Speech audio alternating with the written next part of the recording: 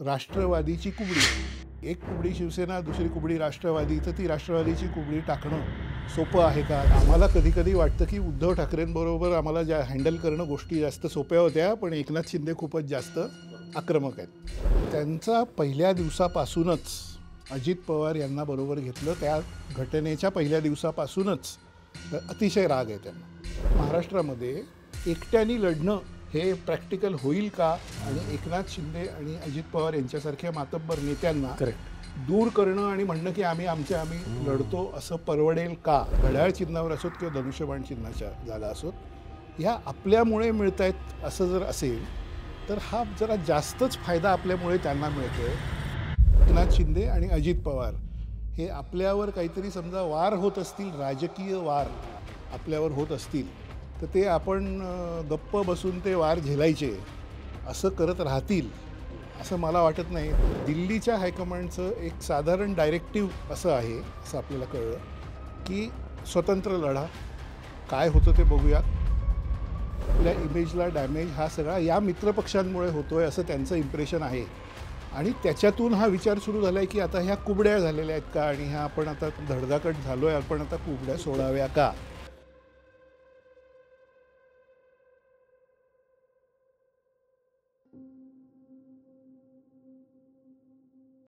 नमस्कार, बोलबिडू चर्चामध्ये आपलं स्वागत. भाजपचे धुरंधर नेते, चाणक्य किंवा गृहमंत्री, माजी अध्यक्ष अमित शहा हे काही दिवसांपूर्वी मुंबईमध्ये आले होते. त्यांच्या पक्षाच्या कार्यालयाचा भूमिपूजनाचा प्रसंग होता, पक्षाचा मेळावा होता, आणि त्यावेळी त्यांनी एक शब्दप्रयोग केला. तो असा होता की आता भाजपला महाराष्ट्रामध्ये कुठल्याही कुबड्यांची गरज नाही आहे. आणि परत एकदा चर्चा सुरू झाली शतप्रतिशत भाजपची. खरं तर अमित शहा यांनीच 2029ला काही झालं तरी शतप्रतिशत भाजप असेल असं सांगितलं होतं. पण आता महापालिका निवडणुकांच्या आधी किंवा स्थानिक स्वराज्य संस्था त्याच्या आधी जाणीवपूर्वक कुबड्या हा शब्द वापरल्यामुळं ऑपरेशन कुबड्या हे सुरू झालं आहे का? म्हणजे जे 2029ला आत्मनिर्भर भाजप किंवा शतप्रतिशत भाजप त्याची सुरुवात झाली आहे, काही चर्चा सुरू झाली. जसं ऑपरेशन लोटस होतं, आणि बघितलं आपण की एकनाथ शिंदे यांना फोडलं, त्याच्यानंतर अजित पवारांना फोडलं. आता या दोघांना सगळ्यांना माहिती आहे की या कुबड्या म्हणजे त्याच आहेत. एकनाथ शिंदे आणि अजित पवार यांना आता दूर करण्याची वेळ आलेली आहे का? ते शक्य आहे का? हे जे ऑपरेशन आहे ते सहजासहजी पार पडेल का? त्याचे काय परिणाम संभवतात याची चर्चा करणं फार अगत्याचं ठरतं. आणि त्यासाठीच आपण ज्येष्ठ पत्रकार विश्लेषक रोहित चंदावरकर सर यांना बोलवलेलं आहे. प्रेक्षकांना त्यांची ओळख आहेच, बोलबिडूवरती याही आधी राजकीय चर्चांमध्ये ते आलेले आहेत. आपण थेट चर्चांना सुरुवात करूयात. सर, शहा बोलतात म्हणजे काहीतरी असतं, ते असं उगाच नाही बोलत. जाणीवपूर्वक त्यांनी जो शब्द वापरला की कुबड्या, आणि हे सगळ्यांना माहिती आहे की या काय कुबड्या म्हणजे ईडी CBIच्या कुबड्या वगैरे काय काढत नाही, त्या तर लागतातच. पण शिंदे आणि अजित पवार यांच्याबद्दलची जी काही एक प्रकारे नाराजी आहे ती पक्षातल्या कार्यकर्त्यांची पण असेल किंवा जो मतदार आहे त्याच्यातनं पण आपल्याला बऱ्याच वेळा ऐकायला मिळते. कारण भ्रष्टाचाराची जी प्रकरणं आहेत ती एका पाठोपाठ एक निघत आहेत, योगायोग नाही आहेत. एकीकडं स्थानिक स्वराज्य संस्था ज्या आहेत तिथं पण आता स्वबळाच्या बेटकोळ्या चेक करायची वेळ आलेलीच आहे. कारण सांगून टाकलं की आता मुंबई सोडता आम्ही सगळीकडं वेगळं लढू. आम्ही अगदी ठाण्यामध्ये सुद्धा, पुण्यामध्ये सुद्धा, पिंपरी चिंचवडमध्ये सुद्धा सुरुवात पण झाली. काही ठिकाणी तर कार्यकर्त्यांनी म्हणजे घोषणा द्यायला पण सुरुवात केली. पण दुसरीकडं असे म्हणतात की नाही, जरी काही झालं आम्ही वेगळं लढलो, स्थानिक परिस्थिती परत आम्ही आलो तर आम्ही एकत्रच असणार आहोत. हा गोंधळ आहेच. आणि त्या पार्श्वभूमीवरती हे ऑपरेशन कुबड्या म्हणजे याची एकीकडे संगती पण लागत नाही आहे. तुमची काय याच्यावरती? अद्वैतजी, महाराष्ट्राच्या राजकारणामध्ये आपण आता 30, 35, 40 वर्षाचा जर स्केप बघितला सगळा, तर आत्ता जितकी कन्फ्युजिंग परिस्थिती आहे, जितकी गोंधळ निर्माण करणारी परिस्थिती आहे, तेवढी आपण कधीही बघितली नव्हती असं अगदी स्पष्टपणे सांगता येईल. अनेक वर्षापूर्वी, म्हणजे साधारण 3 दशकांपूर्वी, 2 दशकांपूर्वी आपण असं धरू की एका बाजूला काँग्रेस विचाराची सत्ताधारी पक्ष आणि दुसऱ्या बाजूला भारतीय जनता पक्षाच्या विचाराचे म्हणजे हिंदुत्वाकडे झुकणारे पक्ष, असे 2च पक्ष आणि त्यांचे म्हणजे 2च बाजू असं चित्र होतं. आता गेल्या काही वर्षांमध्ये आपण बघितलं की त्याच्यामध्ये किती नवीन नवीन ॲडिशन झालेले आहेत आणि किती चेहरे, किती पक्ष असं झालेलं आहे. To make it more complicated असं आपण जे म्हणतो, अधिक कॉम्प्लिकेटेड कशामुळे झालं आहे ते, की त्याच्यातही परत एका पक्षातून दुसऱ्या पक्षात, दुसऱ्यामधून तिसऱ्यात अशी माणसं कधी जातील सांगता येत नाही, अशी सगळी परिस्थिती झालेली आहे. तर मला असं वाटतं की अमित शहा यांचं भाषण हा एक महत्त्वाचा संकेत भारतीय जनता पक्षाच्या कार्यकर्त्यांसाठी, नेत्यांसाठी महाराष्ट्रातल्या आहे, ज्याचा तुम्ही उल्लेख केला की आपल्याला कुबड्यांची गरज नाही. हे कार्यकर्त्यांसाठी, नेत्यांसाठी भाषण होतं, लक्षात घ्या. आणि आपण बघूया की छत्रपती संभाजीनगरमध्ये साधारण 6-8 महिन्यापूर्वी म्हणा किंवा विधानसभा निवडणुकीच्या जरा नंतर मला वाटतं एक भाषण झालं होतं. त्याच्यामध्ये त्यांनी असं एक सांगितलं होतं की 29 साली येणाऱ्या ज्या विधानसभेच्या निवडणुका आहेत त्या आपण स्वबळावर लढू, असं भाषण त्यांनी जनतेसमोर सुद्धा केलं होतं. म्हणजे हे एक भाषण कार्यकर्त्यांच्या समूहासमोर आहे, इंटरनल आहे, पण जनतेसमोर सुद्धा केलं होतं. तर मला असं वाटतं की ओव्हरऑल चित्र काय आहे, तर ते असं आहे की भारतीय जनता पक्षाला 100% भाजप हे त्यांचं जे स्वप्न आहे त्याकडे जायचं तर आहेच. पण मग मी तुमच्या प्रश्नाकडे येतो की आता जे त्यांच्याबरोबर पार्टनर्स आहेत त्यांना सोडून चालेल का, सोडून देऊन चालेल का, त्यांच्या विरोधात लढणं एका अर्थाने वेगवेगळ्या जिल्ह्यांमध्ये किंवा शहरांमध्ये जिथे त्यांची बलस्थानं आहेत तिथे. म्हणजे मी तुम्हाला उदाहरण देतो की पुणे हे अजित पवारांचं बलस्थान आहे, तर अजित पवार आणि भाजप यांनी एकमेकाशी पुण्यात लढणं. ठाणे हे एकनाथ शिंदे यांचं बलस्थान आहे, तर ठाण्यामध्ये भाजप आणि एकनाथ शिंदे यांनी एकमेकांशी लढणं. असं करण्याचे राजकीय परिणाम काय होतील असा विचार सध्या भाजपच्या हायकमांडमध्ये सुरू आहे. आणि हायकमांड मी म्हणतो तेव्हा ती मुंबईची हायकमांड, दिल्लीची नव्हे. दिल्लीच्या हायकमांडचं एक साधारण डायरेक्टिव्ह असं आहे, असं आपल्याला कळलं की स्वतंत्र लढा, काय होतं ते बघूया. कार्यकर्त्यांची मागणी आहे की आम्हाला तिकीटं मिळतील.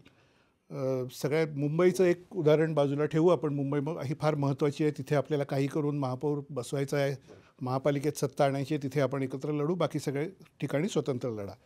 आता हे स्वतंत्र लढण्यामध्ये तुम्ही जो शब्द वापरला किंवा त्यांनी जो वापरला किंवा देवेंद्र फडणवीस यांनी जो वापरला, मैत्रीपूर्ण लढत, इंग्लिशमध्ये एक प्रेक्षकांना सांगतो, तरुण प्रेक्षकांना त्यातनं थोडं हे की ऑक्सिमोरॉन नावाचं एक कन्सेप्ट आहे, परस्पर विरोधी शब्दांचं कॉम्बिनेशन.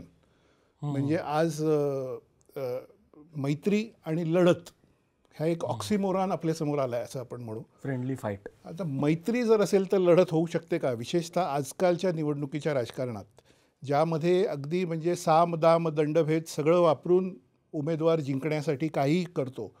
असा तो जेव्हा मैदानात उतरतो तेव्हा ज्याच्या विरुद्ध लढतो त्याची मैत्री आणि मग लढत असं कसं होईल, हा एक प्रश्न अनेकांना पडला आहे, माझ्यासारख्या अनेकांना पडला आहे.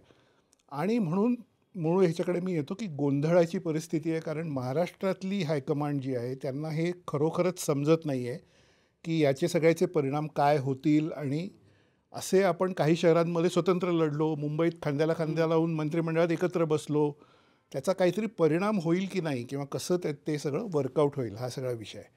पुढचा पॉईंट ह्याच्यातला महत्त्वाचा असा आहे की एक लक्षात घ्यायला पाहिजे की इंटरनल स्पर्धा, वेगवेगळ्या सत्तेच्या लाभांसाठी एकमेकांना दाबणे, खाली झुकवणे असं जे आपण म्हणतो, ती सध्या भाजप, एकनाथ शिंदे यांची शिवसेना आणि अजित पवार यांची राष्ट्रवादी यांच्यात जबरदस्त सुरू आहे. महाराष्ट्रात कधी नव्हे इतके विरोधी पक्षांचं बळ कमी झालं असल्यामुळे आपण सगळे अगदी स्पष्ट बघतो आहे की सत्ताधारी पक्षच त्यातले काही लोक विरोधी पक्षासारखे कार्यरत आहेत. म्हणजे ते सत्तेत बसलेल्या त्यांच्याच सहकाऱ्यांवर टीका करतायत.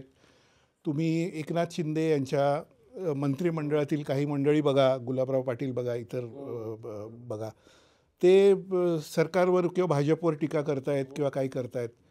आता लक्षात घ्या की गेल्या 3-4 महिन्यात, 6 महिन्यात एकनाथ शिंदे यांच्या मंत्रिमंडळातील त्यांची जी माणसं आहेत त्यांच्याबद्दलच्या किती वादग्रस्त गोष्टी बाहेर आलेल्या आहेत. आणि त्या कशा आल्या, त्या कोणी व्हिडिओवर, CCTV म्हणा किंवा अन्य व्हिडिओवर कशा त्या कॅप्चर झाल्या, कशा बाहेर आल्या किंवा ते वाद कसे मीडियामध्ये वाढले, तर ह्या कशाचं इंडिकेशन आहे सगळं हे, ह्याच्याकडे मी तुमच्या प्रेक्षकांचं लक्ष वेधू इच्छितो की हे आत्तापर्यंत शिवसेनेच्या मंत्र्यांच्याबद्दल होत होतं. आता पुणे शहरामधल्या या सगळ्या महत्त्वाच्या जमिनीच्या व्यवहारानिमित्ताने अजित पवार यांच्या बाबतीत सुद्धा तशाच प्रकारचं एक सुरू झालेला आहे आणि त्याच्यामध्ये तो तणाव आता दिसायला लागलेला आहे की राष्ट्रवादी काँग्रेस आणि शिवसेना यांना येणाऱ्या निवडणुकांमध्ये आपण मैत्रीपूर्ण लढत असं सांगून थोडं दूर करू, आपली शक्ती आजमावू, महाराष्ट्राच्या वेगवेगळ्या जिल्हा परिषदांमध्ये, वेगवेगळ्या महापालिकांमध्ये, पुणे महापालिका, ठाणे महापालिका, अन्य ठिकाणी किती आपण काय करू शकतो हे बघू आणि मग आपण एक निर्णय घेऊ की 29 पर्यंतच्या राजकारणामध्ये ह्या कुबड्या आपल्याला लागतायत. म्हणजे करेक्ट, त्याला एक तो शब्द आहे की आम्हाला काही पर्याय नाही, अपरिहार्यता निर्माण करायची, राजकीय अपरिहार्यता होते आहेत त्या कुबड्या का नाही होत आहेत आणि आपल्याला असं वाटतं की आता आपण हे करू. असा हा सगळा खेळ अत्यंत इंटरेस्टिंग आणि अत्यंत ड्रॅमॅटिक ज्याला म्हणतो नाट्यमय असा सगळा ह्याच्यामध्ये सुरू आहे. आणि मला असं म्हणजे एका वाक्यात थोडक्यात सांगायचं तर सगळेच गोंधळलेले आहेत. म्हणजे आपण इथे बसून थोडं ॲनालिसिस देतोय कारण आपण थोडे बाहेर आहोत, आपण बाहेरनं दृश्य बघतोय, पण तुम्ही आतली सगळी माणसं जर बघितली तर ती इतकी गोंधळलेली आहेत कारण रोज काहीतरी नवीन होतंय, रोज काहीतरी नवीन ट्विस्ट येतोय आणि ठामपणे कोणाला सांगता येत नाही की नेमकं काय याच्यातनं होणार आहे किंवा काय चाललंय. म्हणजे इतकं इंटरेस्टिंग आहे की एका लग्नातला फोटो आला तरी मग लगेच सुरू होते की बघा तुम्ही वरती भांडा आणि खाली कार्यकर्ते मात्र आहेत. अगदी बरोबर आहे. तर तुम्ही इंग्लिश शब्द वापरला, मराठीमध्ये पण आपल्याकडे दोस्तीत कुस्ती किंवा नुरा कुस्ती वगैरे असं म्हटलं, पण तुम्ही फार महत्त्वाचं वापरलं की हे फ्रेंडली फाईट किंवा दोस्तीत कुस्ती नाही आहे, तर हे खरोखर या दोघांना आता डॅमेज करायचं आणि एक प्रकारे या स्थानिक स्वराज्य संस्थांच्या निवडणुका ही लिटमस टेस्ट म्हणता येईल, याच्यामध्ये किती बळ आहे आणि मग पुढं ते जे ऑपरेशन करायचं आहे कुबड्या किंवा ऑपरेशन लोटस आणि शतप्रतिशत त्याकडे वाटचाल करायची. आता आपण एक एक घेऊयात. पहिलं अर्थातच जसं उपमुख्यमंत्री 1 उपमुख्यमंत्री 2 असं म्हटलं जातं, तसं कुबडी 1 कुबडी 2 म्हणूयात आपण. एकनाथ शिंदे. आता शिंदे हे तर हिंदुत्ववादी, फडणवीसांचं जे म्हणणं असतं की नैसर्गिक युती आहे, आमची नॅचरल युती आहे कारण आम्ही हिंदुत्वाच्या मुद्द्यावरती एकत्र आलेलो आहोत. तर अशा शिंदेंना त्यांचं एकंदरीत मुख्यमंत्रीपदाचं कारकीर्द जर बघितली किंवा आत्तासुद्धा आणि महाशक्ती, त्यांचे नरेंद्र मोदी आणि अमित शहांशी असलेले संबंध, हे सगळं बघता ही जी कुबडी आहे ती दूर करणं किती सुकर असेल त्याचे परिणाम पण आपण बघूयात. आत्ता जरी तो धनुष्यबाण कोणाचं आणि पक्ष कोणाचा याचा निकाल जरी लांबणीवर गेला असला आणि कदाचित तो महापालिका निवडणुकीच्या नंतर पण लागू शकतो, तरी पण की ही जी शिंदेंची कुबडी आहे किंवा शिंदेंचा टेको आहे काही आहे, तर तो आता केवळ हिंदुत्वामध्ये आता वाटेकरी कोणी नको आहे आणि तिथं ते पूर्ण जे कोरोना आहे ते आपलंच आहे यासाठी चाललंय का आणखीन काय आहे? बघा, साधी गोष्ट म्हणजे शिंदे यांनी गेल्या विधानसभेमध्ये 57 आमदार निवडून आणले आणि एवढं यश अपेक्षित नव्हतं. म्हणजे काही प्रमाणात महाशक्ती ज्या त्यांनी वर्णन केलं होतं की महाशक्ती आपल्या पाठीशी आहे वगैरे, तर महाशक्ती त्यांच्या पाठीशी आहे त्याच्यामुळे फायदा झाला तर तो त्यांचे येतील 35-40 आमदार येतील किमान असं एक चित्र होतं. 57 हा एक चांगला परफॉर्मन्स त्यांनी करून दाखवला. लोकसभेच्या निवडणुकीमध्ये सुद्धा त्यांचा परफॉर्मन्स चांगला होता, बऱ्यापैकी चांगला होता. म्हणजे वाटलं नव्हतं कोणाला की एवढे येतील. आता आतमध्ये काय चाललं आहे हे तुम्हाला थोडं सांगतो की भाजपच्या थिंक टँकमध्ये आत्ता थिंकिंग असं सुरू आहे की आपल्याला बरोबर आपण घेतलेले जे मित्रपक्ष आहेत त्यांचा फायदा किती होतो का आपलाच फायदा त्यांना होतो. हा एक महत्त्वाचा अँगल तुम्हाला मी सांगतोय नवा, की BJPचे कोणी वरचे लोक जे आता बसतात ह्याच्यामध्ये आणि जी चर्चा करतात मतदारसंघ वाईज, आणि सध्या तरी ते अजून महापालिका किंवा जिल्हा परिषदांच्या वॉर्ड लेवलपर्यंत गेलेले नाहीत, पण विधानसभांचं ॲनालिसिस ते जे करतायत, विधानसभा मतदारसंघ 288 सगळ्याचं ॲनालिसिस की कुठे काय झालं कसं झालं वगैरे, हे सगळे आकडे वगैरे येऊन आता खूप काळ झाला. थिंकिंग असं आहे की अरे आपण यांना बरोबर घेतलं आहे, त्याचा आपल्याला उपयोग झाला, आपण त्यांना 2.5 वर्ष मुख्यमंत्रीपदसुद्धा दिलं, सगळं झालं, या विधानसभेत परत आपली कधी नव्हे तितकी सत्ता आली, चांगलं आहे. पण ह्यांना एवढ्या जागा ज्या मिळत आहेत, शिवसेनेला असोत किंवा राष्ट्रवादीला असोत, म्हणजे घड्याळ चिन्हावर असोत किंवा धनुष्यबाण चिन्हाच्या जागा असोत, ह्या आपल्यामुळे मिळत आहेत असं जर असेल तर हा जरा जास्तच फायदा आपल्यामुळे त्यांना मिळतो आहे आणि त्यांच्यामुळे नेमका फायदा आपल्याला काय मिळतो आहे.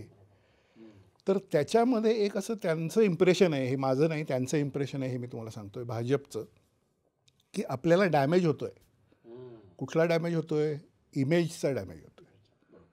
भाजपचं थिंकिंग आत्ता असं आहे, असं मला कळलं, की ह्यांना बरोबर घेऊन आपल्याला जे एक स्वच्छ प्रतिमा, आपण सही दिशा, स्पष्ट नीती, आपल्याला हे सगळं राजकारण स्वच्छ करायचं आहे, अमुक करायचं आहे, चांगलं प्रशासन द्यायचं आहे, शेतकऱ्यांसाठी योजना, अमुक तमुक, कल्याणकारी राज्य, हे जे सगळं आपल्याला करायचं आहे.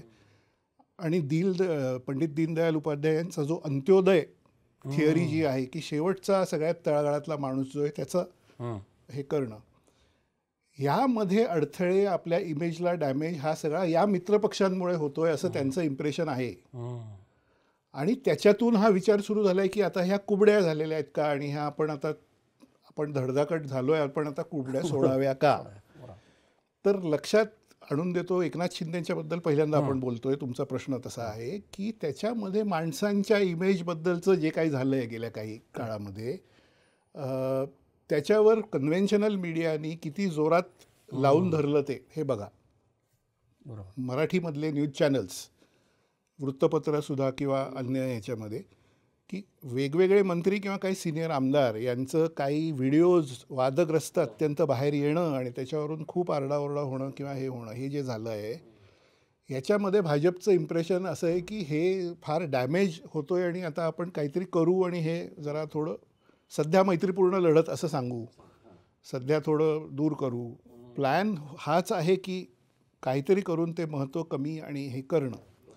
दुसरा अँगल त्याच्यामध्ये असा दिसत आला आहे आपल्याला, तो अगदी सगळ्यांना दिसेल, उघड आहे, त्याच्यामध्ये काही वेगळं किंवा एक्सक्लुझिव्ह मी सांगतो आहे असं नाही. ते असं की एका विरुद्ध दुसरा असं करणं, हा भाजपचा खेळ महाराष्ट्रात आहे. इतर राज्यांमध्ये तो दिसलेला नाही. राष्ट्रीय चित्र आपण बघू, पंजाबमध्ये फक्त अकाली दलाबरोबर ते होते, दुसरं कोणी नव्हतं. बिहारमध्ये ते फक्त नितीश कुमार यांच्याबरोबर होते. अन्य कुठले राज्य बघा, तिथे एक कोणीतरी पार्टनर दक्षिणेत इकडे तिकडे आहे, चंद्रबाबू किंवा असं. महाराष्ट्रामध्ये हे 2 पार्टनर, मोठं राज्य, 288 जागा विधानसभेच्या, त्या 2 पार्टनरमध्ये तुम्ही बघा सारखा ते एक तणाव आणि हे येईल असं दिसतंय. म्हणजे तणाव येईल असं ते पाहतात असं मला म्हणायचं. दे सी टू इट की त्याच्यात थोडा तणाव येईल आणि काहीतरी होईल जागांमधनं, इतर गोष्टींमधनं. साधं उदाहरण मी जे बोलतोय त्याचं देतो, प्रेक्षकांना ते एकदम इंटरेस्टिंग वाटेल. तुम्ही काही जिल्हे बघा महाराष्ट्राचे. आता तुम्ही नाशिकचं आपण उदाहरण घेऊ. नाशिकमध्ये काय आता झालेलं आहे, गिरीश महाजन यांना उत्तर महाराष्ट्रापासून आपण जर सुरुवात केली, गिरीश महाजन यांना जबाबदारी आहे दिलेली की उत्तर महाराष्ट्रातलं तुम्ही सगळं, तर जळगावपासून नाशिक वगैरे सगळंच. नाशिकमध्ये स्वतः गिरीश महाजन ॲक्टिव्ह आहेत, त्याचवेळी छगन भुजबळ ॲक्टिव्ह आहेत आणि त्याचवेळी सुहास कांदे आहेत ना ॲक्टिव्ह. म्हणजे एक उदाहरण म्हणून मी तुम्हाला हे सांगतो आहे. आता हे तिघेही सत्तेच्या जवळ, सत्तेच्या सगळ्या कामं करून घेणं, लोकांची, कार्यकर्त्यांची, शेतकऱ्यांची, ह्याच्यामध्ये ॲक्टिव्ह. आता ह्यांच्यात स्पर्धा आहे आणि काँग्रेस दिसत नाही आहे किंवा उद्धव ठाकरे यांचं काय अस्तित्व आहे माहिती नाही आहे, बरोबर. हे एक उदाहरण नाशिकचं मी तुम्हाला देतो.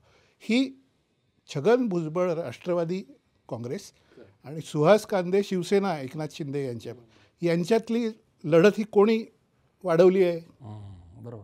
हां, नांदेड बघा तुम्ही, आपण मराठवाड्याकडे येऊ. नांदेडमध्ये आता अशोक चव्हाण, भाजप आणि चिखलीकर, असं ही लढत जी आहे की भाजप आणि सत्तेतलाच दुसरा पक्ष यांच्यामध्ये टेन्शन. हेच तुम्हाला सांगलीमध्ये दिसेल, हेच तुम्हाला कोल्हापूरमध्ये दिसेल, अशाच पद्धतीचं तुम्हाला पुण्यामध्ये दिसेल. पण पुण्यातलं थोडंसं चित्र वेगळं आहे की ते तिथे अजित पवार विरुद्ध भाजप असाच एक हे आहे. तर मला असं वाटतं की या वायडर तुम्ही जर चित्र बघितलं, मराठवाडा असो, उत्तर महाराष्ट्र असो, कोकण असो, कुठे असो, नवी मुंबईमध्ये तुम्ही बघा, ठाण्यामध्ये बघू आपण, एकनाथ शिंदे आणि त्याचवेळी गणेश नाईक सत्तेतलेच आहेत ना. एकनाथ शिंदे उपमुख्यमंत्री आहेत, गणेश नाईक वनमंत्री आहेत. आता ह्यांच्यामध्ये टक्कर जी आहे ती कोण वाढवत आहे? ह्यांच्यातली टक्कर वाढवणे आणि त्यांच्यातले वाद वाढवणे, जसं भुजबळांच्या बाबतीत भुजबळ कांदे, तसंच हे दंगेकर मोहोळ आहे. हां, हे एक पॅन महाराष्ट्र चित्र. दंगेकर मोहोळ आपल्या शहरामध्ये ते तर किती उघडपणे बाहेर आलं आपण बघतोय. म्हणजे सत्ताधारी पक्षातलेच भाजपचा स्थानिक एक ताकदवान नेता त्या जिल्ह्यातला, आणि एकनाथ शिंदे यांचा एक ताकदवान नेता, आणि अजित पवार यांचा एक नेता, यांच्यामध्ये टक्कर. आता तुमच्या प्रश्नाकडे यायचं तर अशा अशा टकरी वेगवेगळ्या राज्यांमधल्या जिल्ह्यांमध्ये होत राहिल्या, वाढत राहिल्या, त्याला प्रोत्साहन देत राहिले सत्ताधारी, त्याचा अंतिम रिझल्ट काय येणार आहे हे तुम्ही मला सांगा 29पर्यंत. त्याचा अंतिम रिझल्ट येईल असा मी अंदाज व्यक्त करतो, तो अंदाज कदाचित चुकीचा असेल, की तुम्ही काय ठरवायचं ते ठरवा, आम्ही एकमेकांविरुद्ध लढणारच असं होईल ना. म्हणजे 29ला जर चुकून भाजपने ठरवलं की नाही आपण मित्रपक्षांना बरोबर घेऊनच लढू, आपण आधी म्हणत होतो एकट्याने लढू, तसं नको, आत्ता परिस्थिती तशी दिसत नाही, आपण शिवसेना आणि राष्ट्रवादी अजित पवारांची यांना बरोबर घेऊन जागावाटप करू वगैरे, तर स्थानिक नेते म्हणतील तुम्ही काय जागावाटप करायचं ते करा, आम्ही लढणार, आम्ही उभे राहणार, अशी परिस्थिती येईल हे जर सुरू राहिलं तर. आता त्याचा विचार भाजपने केला आहे की नाही मला माहीत नाही, पण मला असं वाटतं की महापालिका जिल्हा परिषदा निवडणुकांमध्ये काय होतं याच्याकडे बारीक लक्ष असेल आणि ह्या सगळ्या नेत्यांमधल्या टकरींचं एक तुम्हाला तिथे चित्र दिसेल. हे खूप इंटरेस्टिंग तुम्ही सांगितलं. म्हणजे गंमत बघा, मी याच्याकडे कसं बघतोय की ही सगळी जी कुस्ती सुरू आहे ही महायुतीमध्येच सुरू आहे आपापल्या ह्याच्यामध्ये. म्हणजे जी सत्तेची स्पेस आहे आणि विरोधाची स्पेस आहे ती यांच्यामध्ये सगळी त्यांच्याकडे, आणि विरोधक जे आहेत ते खरं तर त्यांच्यासाठी ही फायदेशीर आहे, पण ते काय शांत कसे आहेत शरद पवार किंवा हे सगळं आपण बघतोय. दुसरं तुम्ही छान मुद्दा मांडला की डॅमेज, की आता यांच्यामुळे आपण डॅमेज व्हायला लागलो आहे. म्हणजे सुरुवातीला ज्याच्यासाठी घेतलं ते डॅमेज करून झालं, शरद पवारांना डॅमेज करून झालं, ठाकरेंना डॅमेज करून झालं, म्हणजे ते साध्य होतं ते कोंबड्या घेण्याचं. आता ते झालं नाही कार्य, आता यांच्यामुळं आपण डॅमेज व्हायला लागलो. हा तुम्ही फार महत्त्वाचा मुद्दा मांडला. हे करताना शिंदेबद्दल आपण चर्चा करतो सुरुवातीच्या टप्प्यामध्ये. शिंदेंची आर्थिक रसद पण बंद केली जाते. जसं तुम्ही म्हणता की प्रकरणं त्यांची निघत आहेत, इमेजवरती परिणाम होतो आहे. अगदी नाव घेऊन बोलायचं तर संजय शिरसाट असेल, गायकवाड असतील, म्हणजे जी प्रताप सरनाईक जी प्रकरणं सगळी बाहेर येत आहेत त्याच्यातून हे सगळी सुरू आहे. पण ते करताना त्यांच्या ज्या योजना आहेत शिंदेनी सुरू केलेल्या, अगदी म्हणजे आनंदाचा शिधा असेल किंवा एक उदाहरण दिलं की जिथं आर्थिक आहे, कारण शिंदेची ताकद जी आहे ती निधीची आहे. शिंदे बघा कायम की मी फील्डवरती पोचतो आणि निधी देतो. म्हणजे आत्तासुद्धा लगेच की मराठवाड्यात गेलात उभाठा इतका ताठ आहे, तुम्ही बिस्किटचा पुडा पण घेऊन नाही गेला. तर भाजप एकीकडं शिंदेचे जे महत्त्वाचे जे प्रकल्प आहेत त्याची पण नाकेबंदी करते आणि आर्थिक कोंडी करते. त्याच्यावर आता जे बातमी म्हणून जो काय पार्ट आहे ना त्यातले डिटेल्स मला माहीत नाहीत की, पण हे अशा पद्धतीचं काही पत्रकारांकडून जे मंत्रालयात रेग्युलर असतात वगैरे त्यांच्याकडून तो फीडबॅक येतोय. तुम्ही जे म्हणताय तशा दिशेने काही गोष्टी होत असल्याचं दाखवणारा फीडबॅक, की योजनांच्या बाबतीत आपण सांगू शकतो ते अगदी क्लिअर दिसतंय की शिंदेंनी मुख्यमंत्री पदावर असताना ज्या योजना बऱ्याचशा त्यांच्या नावाने केल्या की मी ही योजना आणली, त्या जवळपास सगळ्या योजनांना कात्री लावलेली आहे. हे तर अगदी स्पष्ट आहे, म्हणजे त्याच्यात काही आपल्याला संशय घेण्याचा हे नाही.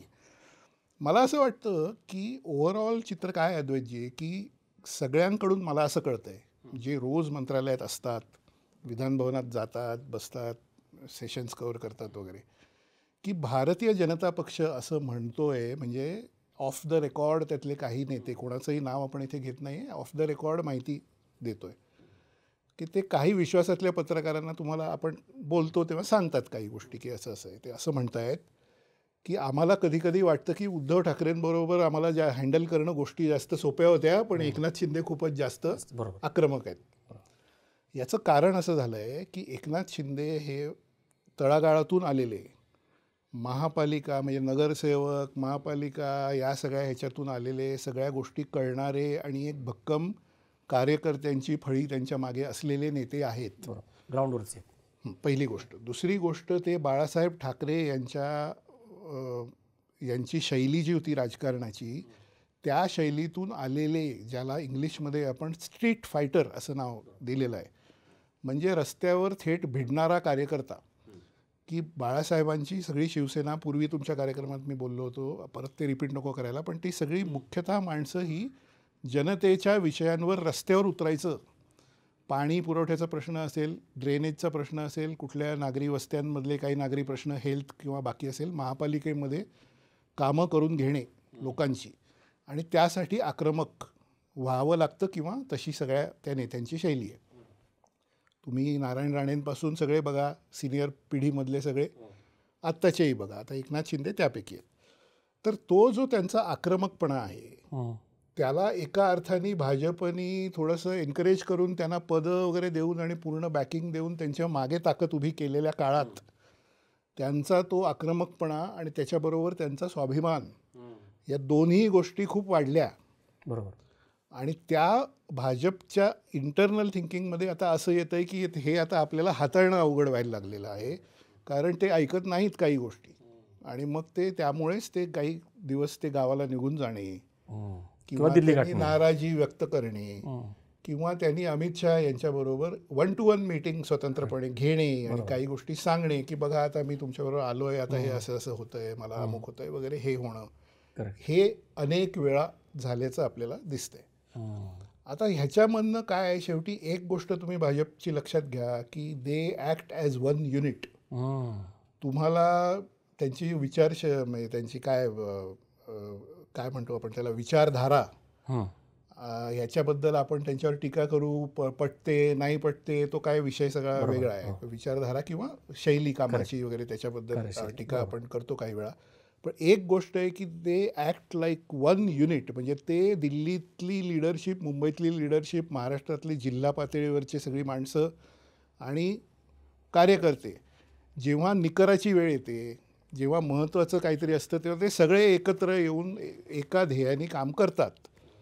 आता त्याच्यामध्ये तसं ते एकत्र होऊन एकनाथ शिंदे यांच्या एक चॅलेंज आहे आणि त्याचा आपण काहीतरी करायला पाहिजे असं त्यांचं सुरू झालेलं आहे. बरोबर. याच्याबद्दल माझ्या मनात शंका नाही. आणि बघा देवेंद्र फडणवीस किती चाणाक्ष आहेत. म्हणजे तुम्ही जसं म्हणाला की हे आता हाताळणं किती अवघड आहे.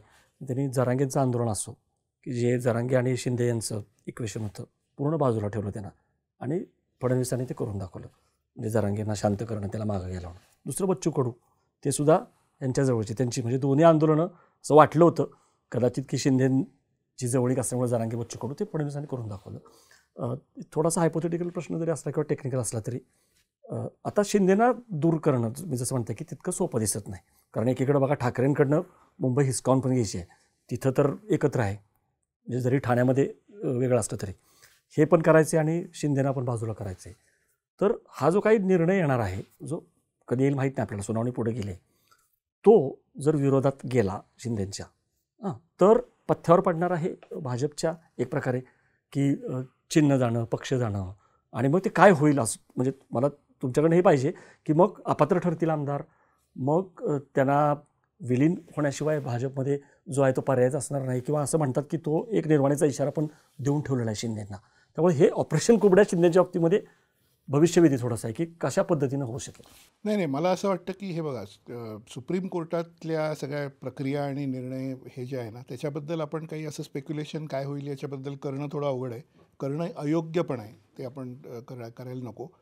पण आपण असं म्हणू शकतो की निवडणूक आयोगाच्या माध्यमातून किंवा अन्य माध्यमातून एक प्रकारे असा काहीतरी दबाव आणला जाऊ शकतो की तुम्ही काही गोष्टी आमच्या ऐका, आम्ही ज्या महत्त्वाचे काही आमचे अजेंड्यावरच्या गोष्टी आहेत त्याच्याबद्दल तुम्ही विरोध करू नका, अशा पद्धतीचा एक दबावाचा भाग थोडा येऊ शकतो. हे जे चिन्हांच्या बाबतीत स्पेसिफिकली जे सुरू आहे, हिअरिंग सुरू आहे वगैरे, ते आता गेलं आहे जानेवारीच्या 3ऱ्या आठवड्यापर्यंत. आणि मला एक स्पष्ट दिसतं आहे की येणाऱ्या महापालिका जिल्हा परिषदा निवडणुकांच्या तरी बाबतीत तो काही विषय येणार नाही. एकदा तो त्या महापालिका आणि ह्याच्या निवडणुका संपल्या की महाराष्ट्रामध्ये पुढे काय आहे तर काही नाही आहे, 29पर्यंत विशेष काही नाही. पण एक मात्र आपण शक्यता नाकारायला नको, ती ओपन ठेवली पाहिजे की हे सरकार तुम्हाला वाटतं तितकं स्थिर आहे याची मला खात्री नाही. म्हणजे ज्या पद्धतीने एकनाथ शिंदे आणि अजित पवार यांच्या बाबतीत भारतीय जनता पक्षाची काही डावपेच सुरू आहेत, ते सगळे बघता या सरकारचं स्थैर्य 29पर्यंत अगदी भक्कमच आहे आणि काही प्रॉब्लेमच नाही असं 100% म्हणता येणार नाही, एवढं एक दिसतं आहे मला. विशेषतः अजित पवारांच्या बाबतीत जे प्रकरण या आठवड्यात गेल्या आठवड्यात बाहेर आलेलं आहे आपण त्याच आणि त्याच्यात एकच गोष्ट मी तुम्हाला सविस्तर नंतर सांगतोच, पण एकच गोष्ट मी तुम्हाला इंडिकेट करू शकतो. कारण पवार फॅमिली म्हणजे शरद पवारांना वगैरे अनेकदा भेटलो आहे आपण आणि सगळं त्यांचं बघितलं आहे वगैरे. तर त्याच्यात थोडा इंटरनल असा एक विचार सुरू आहे की याच्यावर आपण काय करावं आणि कसं हे हाताळावं. आणि त्याच्याबद्दल ज्या प्रकारे सगळं मीडियाचा, विशेषतः कन्व्हेन्शनल मीडियाचा ज्या पद्धतीने 6-7-8 दिवस एक दबाव आणि एक एक म्हणजे कॅम्पेनसारखं ते करण्यात आलं, त्याच्याबद्दल पवारांमध्ये, सगळ्याच पवारांमध्ये बऱ्यापैकी नाराजीचा एक हे आहे की हे असं कसं काय होतं आहे आणि का होतं आहे वगैरे. अशाच प्रकारे एकनाथ शिंदे यांच्याही गोटामध्ये त्यांच्याबद्दल काही मीडियामधून किंवा अन्य काही प्लॅटफॉर्म्सवरून, सोशल मीडिया असेल, अन्य काही असेल वगैरे, तो ज्या पद्धतीने बोललं जातं आहे किंवा जे काही मांडलं जातं आहे किंवा जे काही प्रोजेक्ट केलं जातं आहे त्याच्याबद्दलची नाराजी ही बऱ्यापैकी जास्त आहे. त्याच्यामुळे महापालिका, जिल्हा परिषदा निवडणुकांमध्ये काय होतं हे बघू, पुढे ठरवू, हा तर सगळ्यांचाच सध्या एक विचार करण्याचा मार्ग आहे. ते ठीक आहे. पण त्याच्यानंतरची 2-3 वर्ष जी विधानसभा निवडणुकीपर्यंतची आहेत, 29 मध्ये ऑक्टोबरमध्ये विधानसभा निवडणूक होईल, त्याला बराच वेळ असं आपण समजू. त्या काळापर्यंत एकनाथ शिंदे आणि अजित पवार हे आपल्यावर काहीतरी समजा वार होत असतील, राजकीय वार आपल्यावर होत असतील, तर ते आपण गप्प बसून ते वार झेलायचे असं करत राहतील असं मला वाटत नाही. तुम्हाला सुद्धा वाटत नसेलच. म्हणजे कारण शेवटी सत्तेच्या पदावर, मुख्यमंत्री, उपमुख्यमंत्री अशा पदावर, राज्याच्या अर्थमंत्री पदावर वर्षानुवर्ष राहिलेली ही माणसं आहेत. हे नेते मुरब्बी आहेत. कोणीतरी त्यांचं राजकीय अस्तित्व कॉर्नर करून संपवणं किंवा कमी करणं असा प्रयत्न करतं आहे असं जर जाणवलं, तर त्याच्यावर काउंटर ॲक्शन, त्याच्यावर आपणही काहीतरी डावपेच करणं, त्याच्यावर आपणही काहीतरी जमवाजमव करणं, असं ते करणार नाहीत असं तुम्हाला वाटतं का? साहजिकच आहे की ते त्यांच्या सर्व्हायवलसाठी काहीतरी करतील. शेवटचा पॉईंट की ऑपोजिशनची म्हणून स्पेस महाराष्ट्रामध्ये आहेच, हे तुम्हाला अलीकडे झालेल्या लोकसभा निवडणुकीत दिसलं होतंच. विधानसभेत काय झालं त्याची कारणं वगैरे आपण अनेकदा डिस्कस केली. ती जी ऑपोजिशनची स्पेस आहे ती आता तुम्हाला मराठवाड्यात बघा किती प्रचंड प्रमाणावर दिसते आहे. म्हणजे ज्या प्रकारे विरोधी पक्षाचे नेते तिथे गेल्यावर त्यांना जो काय प्रतिसाद मिळतो आहे, तर कसं असतं की नॅचरल कलॅमिटी असो, पूर असो, दुष्काळ असो किंवा काही धोरणांमधले गोंधळ असोत किंवा काही बाकीचं क्रायसिस सिच्युएशन असो, त्याच्यामध्ये सरकारी यंत्रणा जर कमी पडली, आणि ती बऱ्याच वेळा कमी पडते, तर त्याचा एक नाराजी आणि असा एक लाट आल्यासारखा एक प्रकार असतो. तो प्रकार ग्राउंडवर काय आहे काय नाही हे जाणणं, या बाबतीत सगळे पवार फॅमिली, शरद पवार स्वतः, अजित पवार आणि सगळेच हे अत्यंत मुरब्बी आहेत. आणि तशीच परिस्थिती एकनाथ शिंदे यांची सुद्धा आहे. त्यामुळे वारा थोडा जरा वेगळ्या दिशेने जातोय असं वाटलं तर महाराष्ट्रात आणखी काय काय गोष्टी महापालिका निवडणुकांनंतरच्या काळात सुद्धा होऊ शकतात. बरोबर. आता आपण डिटेलमध्ये येऊ. तुम्ही शिंदेचं सांगितलं काय, आता जसं उपमुख्यमंत्री 2 किंवा कुबडी 2 म्हणतो आपण अजित पवार, इथं तर राजकीय युती होती. म्हणजे जसं मी म्हटलं की नैसर्गिक युती आणि राजकीय युती. आणि फडणवीसांनी सांगितलं होतं की अजित पवारांशी काय परिस्थितीमध्ये आम्हाला युती करावी लागते, म्हणजे थोडंसं मनाविरुद्ध करावं लागते. ज्या पद्धतीने उद्धव ठाकरे यांनी, त्यांचा असा दावा आहे की खंजीर खुपसला आणि महाविकास आघाडी स्थापन केली, मग फार काळ सत्तेपासून दूर राहणं जमत नाही किंवा आम्ही संपून गेलो असतो म्हणून आम्हाला करावं लागलं, धोका वगैरे. नंतर ते शब्द बदलले, पण ते करताना 90% आम्ही नैतिक आहोत, 10% आम्ही अनैतिक करतो, अशी त्यांनी पुस्ती जोडली होती.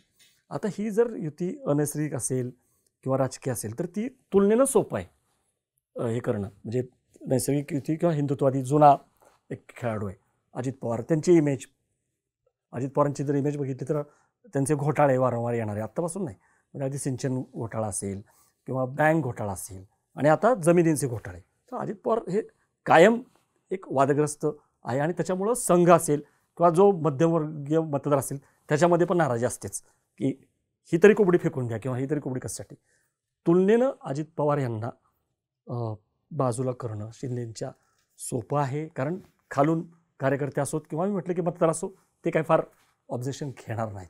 पण परत तोच प्रश्न आहे की धर्मनिरपेक्ष मतांचा मोह पण आहे, कारण इकडं तर हिंदुत्वाचे वाटेकरी आहेत शिंदे, पण इकडं अशी मतं अजित पवार आणतायत ती भाजपकडं अदरवाईज येणार नाहीत किंवा कमी येतील. त्यामुळे त्या दृष्टीने ते उपयुक्तता होती का, आता त्याची गरज संपलेली आहे. काय व्हायला लागले म्हणजे जे सांगोल्याचं प्रकरण असेल, त्या मुरमाच्या निमित्ताने किंवा हे ते व्हिडिओ जसं तुम्ही म्हणाला की किंवा हे प्रकरण असेल पार्थचं, तर हे सगळ्यांना माहिती आहे की हे काय इन्व्हेस्टिगेटिव्ह जर्नलिझम नाही आहे, आदर आहे आपल्याला, मीडियाने ते लावून धरलं, लिकेज जर्नलिझम आहे. हे कोणी दिलं, काय दिलं याची चर्चा आहेच. त्यामुळं हे का व्हायला लागले? आता माझं शिक्षण पुण्यात झालं आणि माझं बालपण पुण्यात गेलं, त्यामुळे माझ्या मित्रांमध्ये संघ परिवारातील मित्रांची संख्या आणि भाजपवाल्या मित्रांची संख्या जास्त आहे. बरेच त्या ह्याच्यातले पुण्याच्या शाळेंमध्ये, पुण्याच्या कॉलेजमध्ये वगैरे गेलो असल्यामुळे, तर त्यांच्याकडून मला जो फीडबॅक मिळतो आणि तो खूप उपयुक्त असतो, कारण त्यांचं थिंकिंग कसं आहे, काय आहे वगैरे हे कळतं आणि आपल्याला एक व्ह्यू मिळतो की काय. तर त्यांचा पहिल्या दिवसापासूनच अजित पवार यांना बरोबर घेतलं, त्या घटनेच्या पहिल्या दिवसापासूनच अतिशय राग आहे त्यांना की भारतीय जनता पक्षाने एकनाथ शिंदे यांना आपल्याजवळ घेतलं. हे ठीक आहे, हिंदुत्व, शिवसेनेबरोबर आपण आहोतच गेली अनेक वर्ष, हे ठीक आहे वगैरे. अशा परिस्थितीमध्ये आपण आता हे का करतो आहे, म्हणजे एक आपला पार्टनर आहे, त्याच्यात आपण चाललं आहे आपलं वगैरे. तर ह्याचा हा फीडबॅक किंवा ह्या परिस्थितीबद्दलची जाण किंवा माहिती ही भाजपच्या श्रेष्ठींना, हायकमांडला आहेच. उघड आहे की आपल्या कार्यकर्त्यांमध्ये, मीटिंगमध्येच कार्यकर्ते, पुण्यातच एका मला वाटतं आमदारांच्या बंद मीटिंगमध्ये, बंद दरवाजा आडच्या मीटिंगमध्ये कार्यकर्त्यांनी डायरेक्टली असं हे केलं की एक वेळ आपण लढायला नको, पण हे यांना बरोबर घेणं वगैरे वगैरे. तर राष्ट्रवादी आणि भाजप ही तशी अनैसर्गिक आणि ग्रासरूट लेवलला ती काही जेल न होणारी अशी सगळी हे आहे. त्याच्यावरचं उत्तर तुमच्या प्रश्नावरचं असं आहे, आणि ते अगदी लॉजिकल आणि सोपं आहे, म्हणजे अगदी बेसिक लेवलच्या कोणाला कळेल असंच ते उत्तर आहे की मला असं वाटतं की ही मैत्रीपूर्ण लढत हा जो प्रकार आहे ना, ती त्याचीच टेस्ट आहे. म्हणजे अजित पवारांचं मुंबईमध्ये काही विशेष नाही. राष्ट्रवादी काँग्रेसला मुंबईमध्ये कधीच इंटरेस्ट नव्हता. त्यांनी मुंबईमध्ये आपलं काही विशेष वाढवलं नाही. त्याच्यामुळे मुंबईमध्ये अजित पवार हे जागा वाटपामध्ये काही फार आक्रमक नसतील किंवा काही त्यांना हे नाही आहे. म्हणजे त्यांचे नवाब मलिक आणि इतर काही त्यांचे नवाब मलिकांचे कुटुंब किंवा इतर काही मधले काही सदस्य, म्हणजे कुर्ला भाग असेल किंवा काही अल्पसंख्याक मतदार, मुस्लिम मतदारांचे काही बेल्ट आहेत, त्याचं हे सोडता अजित पवार काही जागांबद्दल इन्सिस्ट करणार नाहीत. ते त्या जागा वाटपात सहभागी होतील हे भाजपला माहिती आहे. पुणे शहरामध्ये अजित पवार पुणे आणि पिंपरी चिंचवड या दोन्ही महापालिकांसाठी आग्रही असतील. तिथे थोडंसं भाजपचं सुद्धा बळ वाढतं आहे. पिंपरी चिंचवडची सगळी नावं तुम्हाला माहिती आहेत की जे राष्ट्रवादीमधून सगळे अजित पवारांचे एकेकाळचे सहकारी, अजित पवारांचे एकेकाळचे सगळे सहकारी हे भाजपकडे आले. आता अजित पवारही भाजपचे मित्रपक्ष म्हणून बसत आहेत, तर काय करायचं असा तो हे आहे. त्याच्यामध्ये मैत्रीपूर्ण लढत असं सोल्युशन काढलं गेलं आहे असं दिसतंय. तर तुमच्या प्रश्नाचं उत्तर की ही राष्ट्रवादीची कुबडी, एक कुबडी शिवसेना, दुसरी कुबडी राष्ट्रवादी, तर ती राष्ट्रवादीची कुबडी टाकणं सोपं आहे का, त्याचा काय परिणाम होईल हा तुमचा प्रश्न आहे. तर ते सोपं आहे का याचं उत्तर मैत्रीपूर्ण लढत करून त्यामध्ये काय रिझल्ट मिळतो यावर अवलंबून आहे. म्हणजे सगळे नेते, सगळे पक्ष हे अल्टिमेटली काय करतात की मतं कोणाला कुठे किती पडतायत आणि त्याच्यातून कोणाची शक्ती किती आहे, आणि पुढच्या काळात मग आपण त्याला जवळ घ्यायचं नाही घ्यायचं काय करायचं, हा बेसिक पॉलिटिक्सचा भाग आहे. तो अजित पवारांच्या बाबतीत पुणे, पिंपरी चिंचवड, सोलापूर, काही प्रमाणात नाशिक, छगन भुजबळ वगैरे यांच्यामुळे, काही प्रमाणात मराठवाडा, कारण मराठवाड्यामध्ये अजित पवारांच्या पक्षाचं थोडं काम आहे. म्हणजे राजेश टोपे वगैरे असे चेहरे तिथे ॲक्टिव्ह आहेत. ते शरद पवारांबरोबर आहेत, पण ते राष्ट्रवादीचं सगळं हे आहे वगैरे वगैरे. असं दिलीप वळसे पाटील, मंचर, आंबेगाव, जुन्नर. तर असं दिसेल की तुम्हाला भाजप काही एकदम त्यांना अटॅक करून त्यांना तुम्ही आता नाही आम्ही तुमच्याबरोबर असं करणार नाही.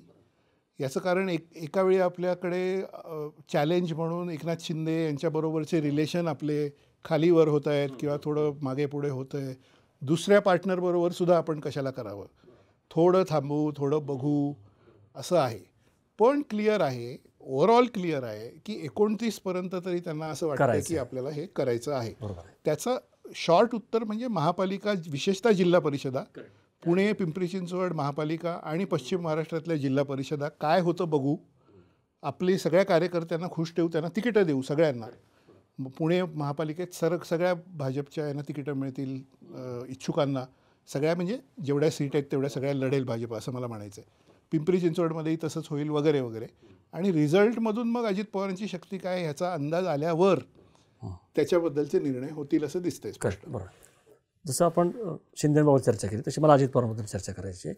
शिंदेच्या बाबतीत बघितलं की काय अडचणी येऊ शकतात, म्हणजे त्यांनासुद्धा की त्यांना ती सोय पण नाही आहे उद्धव ठाकरेंकडे जाण्याची. सध्या तरी असं वाटत नाही की उद्धव ठाकरे आणि शिंदे एकत्र येतील आणि मग विलिनीकरणाचा पर्याय वगैरे. अजित पवारांच्या बाबतीमध्ये मात्र नेहमी असं सांगितलं जातं की शरद पवार आणि ते कधी एकत्र येऊ शकतात, किंवा काही जणांचं म्हणणं आहे राज ठाकरे वगैरे की ते एकच आहेत, आले वगैरे. म्हणजे ते आता, कारण बघा त्यांच्याबद्दल गद्दार वगैरे असे काही शब्द वापरलेले नाहीत, कोणी वापरतही नाही, किंवा शरद पवार वगैरे सुद्धा इतक्या टोकाला जात नाहीत. बारच्या बाबतीमध्ये प्रतिक्रिया काय आली आपण बघितलं. तर हे सगळं बघता पण ह्याला अजून एक अँगल आहे की अजित पवार जर समजा शरद पवारांकडे गेले तर परत एक भ्रष्टाचाराचं पांघरून असं पण बघितलं जाईल की अडचणीत आले आणि मग आता बघा पवारांनी जवळ केलं. मला हे विचारायचं आहे की अजित पवारांसाठी परत एकदा तोच पर्याय असेल की काकांच्या छत्रछायाखाली जायचं? महाराष्ट्राच्या राजकारणात कोणीही काही करू शकतं.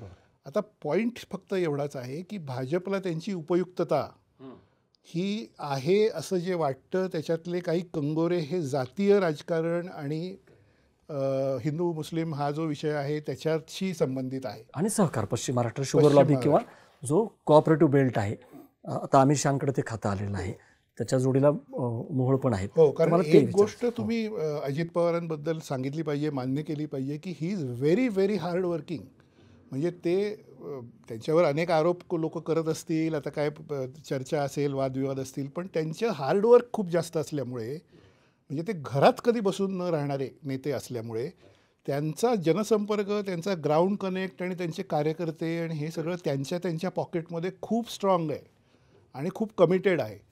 आता त्याचा वापर किंवा त्याचं युटिलायझेशन हे भाजपला कसं करून घ्यायचं आहे, ते करून उपयोगी पडतं आहे का, आणि ते पुढच्या येणाऱ्या निवडणुकांमध्ये किती उपयोगी पडतं आहे, नाही पडतं आहे, डॅमेज होतो आहे आपला इमेजचा, थोडा डॅमेज होतो आहे ठीक आहे, पण एवढा राजकीय फायदा पण त्यातनं येतो आहे, असं होतं आहे का, हे सगळं असं मापात तोलून मापून असं बघूनच भाजप त्याच्याबद्दल काहीतरी, त्या कुबडीबद्दल, राष्ट्रवादी नामक कथित कुबडी जी आहे त्याच्याबद्दल निर्णय घेईल. बरोबर. एक असा प्रश्न कदाचित पुन्हा हेच आहे, पण जसं काही होऊ शकतं राजकारणामध्ये, आणि हे तर अगदी खूप हे आहे की कोणीच कोणाचा मित्र नसतो, कोणीच कोणाचा शत्रू नसतो वगैरे, परंतु शक्यता तपासल्या पाहिजेत. असं काय दिसतंय का ह्याच्यानंतर परत भाजप शतप्रतिशतकडं जाईल, कदाचित 2029 जाईल, तुम्ही म्हणताय तसं महापालिका, स्थानिक स्वराज्य संस्थांच्या निवडणुकांच्या निकालानंतर ते स्पष्ट होईल किती ताकद आहे. म्हणजे मग अजित पवारांची पण किती ताकद आहे, शिंदेची पण किती ताकद आहे, मग दोन्ही कुबड्या ज्या आहेत त्या एकाच वेळी का 1 by 1 ते सगळं ठरेल. तो अजून 2-3 वर्षाचा कालावधी आहे. पण अशी परत शक्यता आहे का की उद्धव ठाकरेंना किंवा शरद पवारांना जवळ केलं जाईल वगैरे? काय म्हणजे का म्हणतो मी, कारण केंद्रामध्ये माहीत नाही आपल्याला नितीश कुमार वगैरे त्यांचं कितपत टेकू राहील, चंद्रबाबू नायडू वगैरे. तर थोडंसं मला म्हणजे अशी शक्यता आहे का की परत एकदा उद्धव ठाकरे किंवा सुप्रिया सुळे वगैरे, कारण सुप्रिया सुळे वगैरेंना चूत करणं सुरू असतं, शशी थरूर किंवा सुप्रिया सुळे असे चेहरे लागतात भाजपला, अगदी ऑपरेशन सिंदूरचं नेतृत्व असो किंवा काय असो.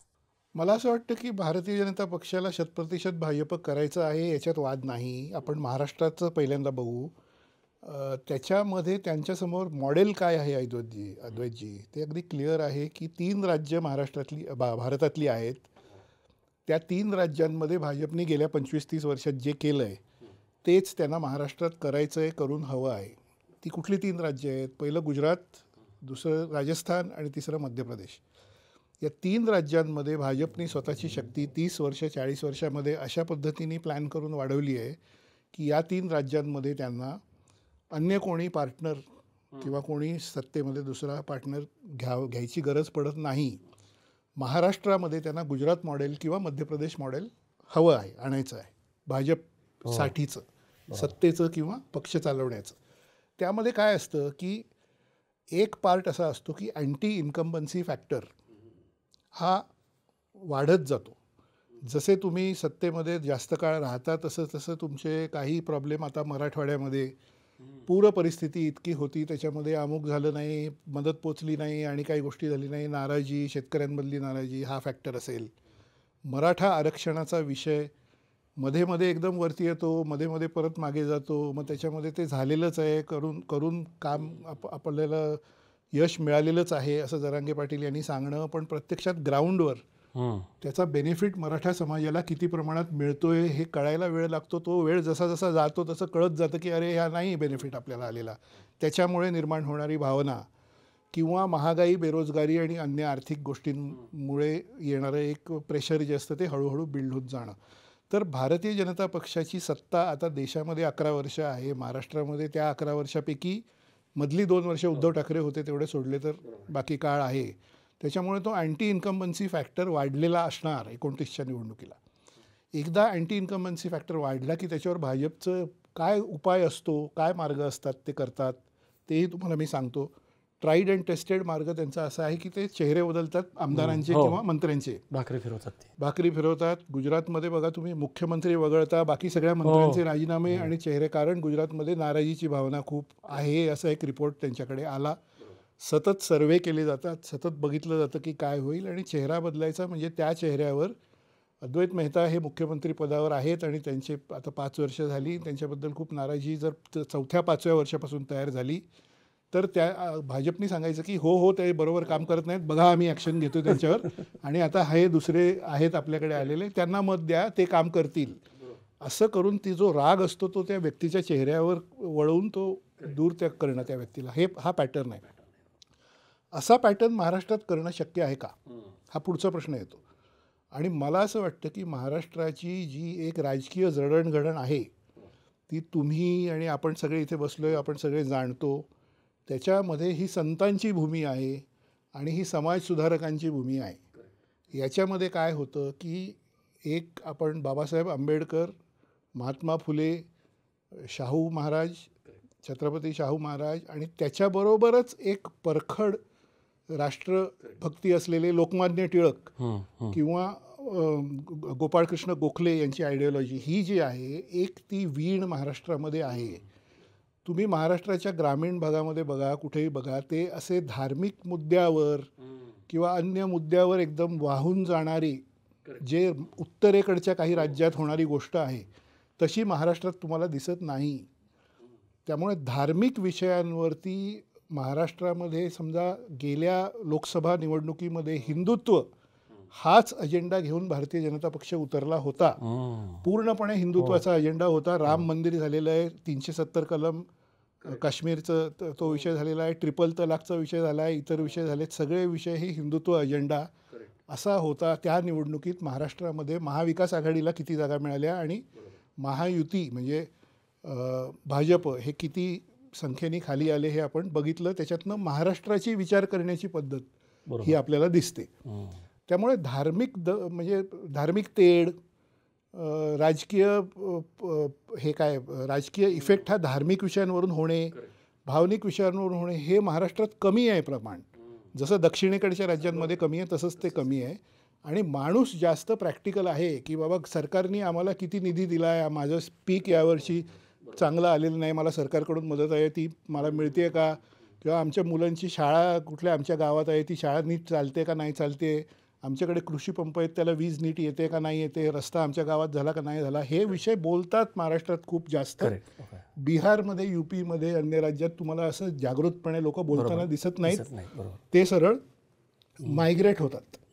ज्यांना असं वाटतं, उत्तर प्रदेश, बिहार वगैरे यांचं तुम्ही बघा, छत्तीसगड वगैरे, तिथे काय एक सायकोलॉजी आहे, तिथल्या ग्रामीण भागातल्या लोकांची सायकोलॉजी की इथे काय चांगलं नाही, हे नाही ते नाही, मी चाललो महाराष्ट्रात माझं लाईफ जास्त चांगलं आहे. महाराष्ट्रात सायकोलॉजी कशी आहे, महाराष्ट्राच्या ग्रामीण भागात सायकोलॉजी अशी आहे की इथे जर हा रस्ता नीट नाही, इथे वीज नीट नाही, अमुक नाही, हे माझं गाव आहे, इथे हे सगळं दिलं पाहिजे, नाही तर मी मतदान करतो आणि हे बदलतो. हा विचार आपल्याला डॉक्टर बाबासाहेब आंबेडकरांची विचारसरणी, जे घटनेबद्दलचं जागरूकता, राजकीय ह्याच्यातली जागरूकता याच्यातून आलेला आहे. त्याच्यामध्ये आपण परत धार्मिक विषयांवर असं म्हणू किंवा अन्य विषयांवर, हिंदू मुस्लिम अशा विषयावर वगैरे 29ची निवडणूक एकट्याने लढवू शकू का, फार महत्त्वाचा मुद्दा. कारण शेवटचा, कारण 29 पर्यंत काय होईल तर 29पर्यंत मला असं वाटतं की जी स्लगिश इकॉनॉमी आहे, ज्यासाठी आत्ता GSTमध्ये एवढे बदल करावे लागले, याचं कारण सरकारला लक्षात आलं की या वस्तू खपत नाही आहेत, कारण इकॉनॉमी ती स्लगिश झालेली आहे. हे एक प्रकारे सरकारने मान्य केलं. 15 ऑगस्टला जी घोषणा झाली की आम्ही 28%वरून 18%वर GST आणतो आहे, सगळ्या गोष्टींमध्ये सरकारने कर कमी केले वगैरे, हे कशाचं निदर्शक आहे? हे निदर्शक आहे की इकॉनॉमी स्लगिश आहे. स्लगिश इकॉनॉमी अजून किती पिकअप व्हायला वेळ लागेल आणि त्याचे ग्रासरूटपर्यंत परिणाम किती होतील 29पर्यंत, ते जर नसले होत किंवा ते तुम्हाला दिसले नाहीत चांगले, तर तुम्हाला हिंदुत्व आणि अशा विषयांवरच निवडणूक न्यावी लागेल, विकासाच्या मुद्द्यावर नाही. अशा परिस्थितीत महाराष्ट्रामध्ये एकट्याने लढणं हे प्रॅक्टिकल होईल का? आणि एकनाथ शिंदे आणि अजित पवार यांच्यासारख्या मातब्बर नेत्यांना दूर करणं आणि म्हणणं की आम्ही लढतो असं परवडेल का? बरोबर, हा प्रश्न आहे. म्हणजे तुमच्या या सगळ्या विश्लेषणातून विवेचनातून ह्याचं उत्तर मिळते. म्हणजे अनेक जण म्हणतात की महाराष्ट्रामध्ये एक हाती सत्ता का नाही? म्हणजे जशी भाजपची 3 राज्य तुम्ही सांगितली तेच महाराष्ट्रात त्यांना करायचं आहे, ते होत नाही आहे. त्याचबरोबर कधी बंगालचं उदाहरण दिलं जातं, तमिळनाडूचं दिलं जातं, किंवा अरविंद केजरीवालला म्हणजे हा प्रश्न विचारला जातो ना की हे शरद पवारांना पण जमलं नाही, तर भाजपला कुठंतरी असं वाटतं की ते आपल्याला जमेल. हां, आणि जात असो, धर्म असो, म्हणजे हिंदुत्व असो किंवा मराठा वगैरे, या अस्मिता, कधी मराठी भाषेचा मुद्दा असेल, म्हणजे भाषा, जात, धर्म या सगळ्या अस्मितांच्या मुद्द्यावरती निवडणूक लढवून सुद्धा तुम्ही जसं म्हणता की आपली जी वीण आहे ती ही सगळी पक्की असल्यामुळं, संतांची, प्रबोधनाची वगैरे, त्यामुळे कुठल्याच आत्तापर्यंत नेत्याला म्हणा किंवा सरकारला ती एक हाती सत्ता मिळालेली नाही आहे. चांगलं का वाईट हा भाग नंतरच आहे, कारण अनेकांना असं वाटतं की एक म्हणजे डबल इंजिन, ट्रिपल इंजिन असं जर फायदे असतात, इथं तसं नाही आहे म्हणून ते होतं. त्यामुळे स्पष्टपणे आपण शेवटाला असा निष्कर्ष काढू शकतो की भाजपला 2029ची जर निवडणूक जिंकायची असेल, त्याने कितीही जात, धर्म किंवा बाकीचे सगळे मुद्दे वापरले तरी कोबड्यांची गरज जी आहे ती राहणारच आहे. आत्मनिर्भर भाजप जोपर्यंत होत नाही तोपर्यंत हे 100% भाजप होऊ शकत नाही असं म्हणू शकतो आपण. याचं परत एकदा सॉरी टू डिसअपॉइंट, कारण त्याचं हो किंवा नाही असं उत्तर दिलं आपण तर एकदम लोकांना ते आजकाल बघणाऱ्यांना आवडतं, कारण एक बाजू तुम्ही घेतली तर त्याला लोकांना ते हवं असतं. पण मी त्याचं उत्तर दुर्दैवाने असं देऊ शकतो की हे सगळं येणाऱ्या महापालिका, जिल्हा परिषदा निवडणुकांमध्ये जी टेस्ट दिसणार आहे, लिटमस टेस्ट दिसणार आहे, त्याच्यावर ठरणार आहे. माझा अंदाज म्हणून मी तुम्हाला सांगतो, एक स्पेक्युलेशन म्हणून देतो की अशाच प्रकारे अमित शहा यांनी बिहारमध्ये मागच्या लोकसभा निवडणुकीत का कुठल्या हे मला आठवत नाही, पण भाषण केलं होतं, जाहीर सभेतलं भाषण होतं की नितीश कुमार यांच्याबरोबर आम्ही काही परत एकत्र येणार नाही. हे भाषण सगळ्या चॅनल्सवर दिसलेलं आहे, सगळ्या रेकॉर्ड्समध्ये आहे, यूट्यूबवर आहे, सगळीकडे आहे की बिहारमधल्या जाहीर सभेमध्ये निवडणुकीआधी केंद्रीय गृहमंत्री अमित शहा म्हणत आहेत की नितीश कुमार के साथ हम बिलकुल नहीं जाएंगे वगैरे. आणि त्याच्यानंतर नितीश कुमार मुख्यमंत्री आणि भाजप त्यांच्याबरोबर अशा पद्धतीने बिहारमध्ये पाकिस्तानात फटाके फुटतील असंही म्हटलं, नंतर ती मिळून फटाके असंही गेली, म्हणजे ते असं सरकार त्यांनी बिहारमध्ये चालवलेलं आहे गेली काही वर्ष. त्यामुळे महाराष्ट्रामध्ये कुबड्यांची गरज नाही असं ते जेव्हा म्हणत आहेत, तेव्हा निवडणुकीला अजून 3 वर्ष आहेत असं आपण धरू. 26 साल आता 2 महिन्यात सुरू होईल, 29ला निवडणूक आहे, 3 वर्षांनी निवडणूक आहे. जर बिहारमध्ये ते नितीश बरोबर जाणार नाही, नितीशची गरज नाही, नितीश हे टीका करणे असं करून नंतर नितीश बरोबर बसले सत्तेमध्ये, तर महाराष्ट्रामध्ये सुद्धा कुबड्या ह्या नको म्हटलं तरी सुद्धा घेतल्या. शेवटी आपले मित्र आहेत, हिंदुत्ववादावर आमचे विचार जुळतात. करेक्ट. आणि अजित पवार हे किती कुशल प्रशासक आहेत वगैरे असं आमचे भाजपचे काही मित्र, हे मुंबईतले किंवा अन्य मित्र, हे म्हणू लागले की आम्ही अजितदादांवर टीका वगैरे केली, पण एक गोष्ट मान्य करायला पाहिजे की ते किती कुशल प्रशासक आहेत असं भाजपचे म्हणू लागले लोक. त्यामुळे हे हँगिंग आहे आणि ह्याच्यामुळेच जनता आपले कार्यक्रम बघते की काय होतंय, काय होऊ शकतं किंवा कसं होईल हे आपण सांगतोय, आणि त्याच्यातली अनिश्चितता जी आहे करेक्ट त्याच्यामुळेच तर जनता हे सगळं त्यामुळे बघू ती इच्छिते. शिंदेशाही आणि दादागिरी अजून काही काळ तरी ती सहन करावी लागणार आहे. खूप धन्यवाद. तुम्ही एकदम तपशीलवार सांगितलं की हे ऑपरेशन कुबड्या जे आहे ते जरी सुरू झालेलं असलं तरी ते तितकं सुकर आहे का, ते तसं होईल का, शिंदेंना जे नैसर्गिक युती आहे किंवा हिंदुत्वाचे वाटेकरी आहेत त्यांना दूर करण्यामध्ये काय अडचणी आहेत किंवा त्यांची ताकद काय आहे, आणि दुसरीकडे अजित पवार त्यांचे पण जे काही प्लस पॉईंट आहेत किंवा हे आहेत, आणि कळीचा मुद्दा मांडला की हे खरोखर महापालिका किंवा स्थानिक स्वराज्य संस्थांच्या निवडणुकानंतर जे रिझल्ट येतील, हां, तो मला वाटतं खडा टाकून बघितला असू शकतो, जी स्वबळाची भाषा आहे, त्यानंतरच कळेल. आणि इतकं केलं तरी आत्ता सगळं वातावरण बघता महाराष्ट्राची जी सामाजिक वीण आहे, त्यामुळे 2029ला जरी म्हणत असले 100% भाजप, तरी ते तितकं सोपं नाही आहे. त्यामुळे कुबड्या ज्या आहेत त्या राहणार आहेत, राहणार असं आपण समजू सध्या. प्रेक्षक हो, रोहित चंदावरकर यांच्याशी ही केलेली चर्चा जी आहे ती तुम्हाला कशी वाटली? त्यांनी जी मांडणी केली, त्यांची जी वेगळी मतं व्यक्त केली, त्याबद्दल तुम्हाला काय वाटतं? तुमच्या ज्या प्रतिक्रिया आहेत त्या तुम्ही जरूर कमेंट बॉक्समध्ये नोंदवा आणि बघत राहा बोलबिडू. धन्यवाद.